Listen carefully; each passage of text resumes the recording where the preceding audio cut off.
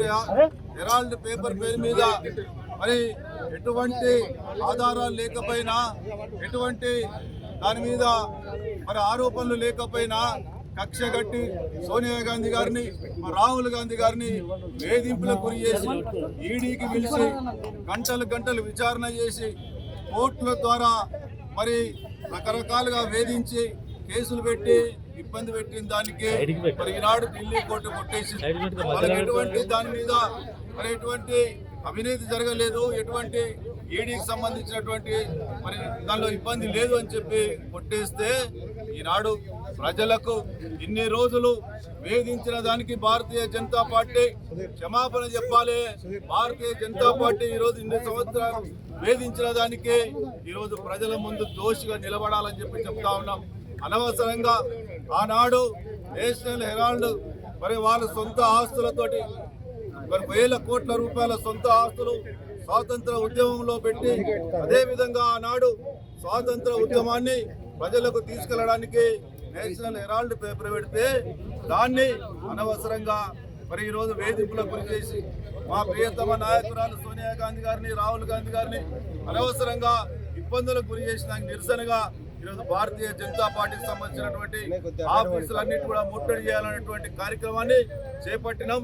ఇప్పటికైనా చెప్తా ఉన్నాం, భారతీయ జనతా పార్టీ ప్రజల ముందు దోషిగా నిలబడాలి. ఖచ్చితంగా ప్రజలకు క్షమాపణ చెప్పాలి.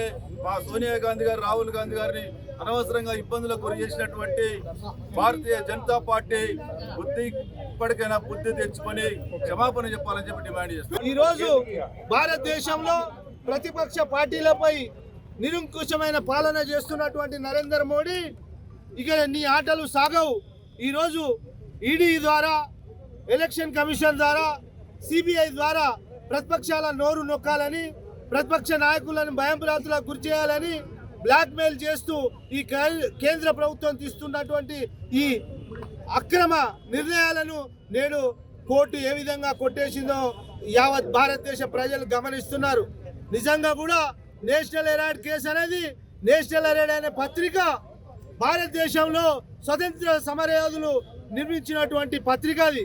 ఆనాడు మోతీలాల్ నెహ్రూ, జవహర్లాల్ నెహ్రూ గారు ఆ పత్రిక ద్వారా దేశవ్యాప్తంగా స్వతంత్ర పోరాటం గురించి ప్రజలకు తెలియజేసినటువంటి పత్రిక నడిచే పరిస్థితిలో లేనప్పుడు, దానికి సంబంధించిన ఉద్యోగస్తులకు జీతాలు ఇవ్వలేని పరిస్థితిలో కాంగ్రెస్ పార్టీ కార్యకర్తలు రూపాయి జమ చేసి నేషనల్ అనే పత్రిక యొక్క కార్మికులకు జీతాలు ఇచ్చిన సందర్భంలో ఈరోజు దానికి సంబంధించి ఈ కేంద్ర ప్రభుత్వం ఇందులో ఏదో మనీ లాండరింగ్ జరిగిందని శ్రీమతి సోనియా గాంధీ గారిపై, రాహుల్ గాంధీ గారిపై ఈ రకమైనటువంటి ఈడీ దాడులు చేసి గంటల కొద్దీ ఎంక్వైరీలు చేసి వాళ్ళు సాధించింది ఏంది అంటే అసలు ఈడీకి ఈ యొక్క కేసుకు సంబంధం లేకుండా బ్లాక్మెయిల్ చేసే కార్యక్రమం ఈ కేంద్ర ప్రభుత్వం చేస్తుంది.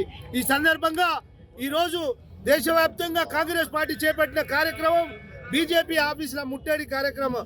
కానీ నగరంలో బీజేపీ ఆఫీసు లేనందున బాబాసాహెబ్ అంబేద్కర్ విగ్రహం దగ్గర మా యొక్క కార్యక్రమాన్ని మొదలుపెట్టి ఇక్కడ లోకల్గా ఉన్నటువంటి ఎంపీ కార్యాలయం వరకు ర్యాలీ తీస్తుంటే నేడు పోలీసులు మమ్మల్ని అడ్డుకోవడం జరిగింది.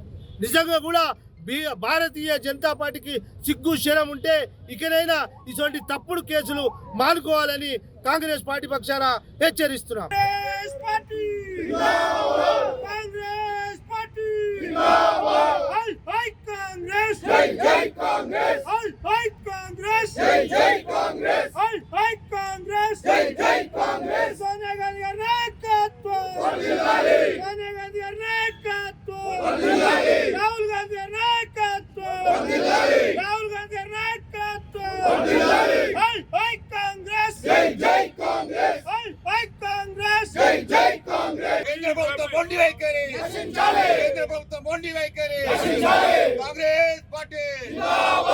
Local to global news at your fingertips.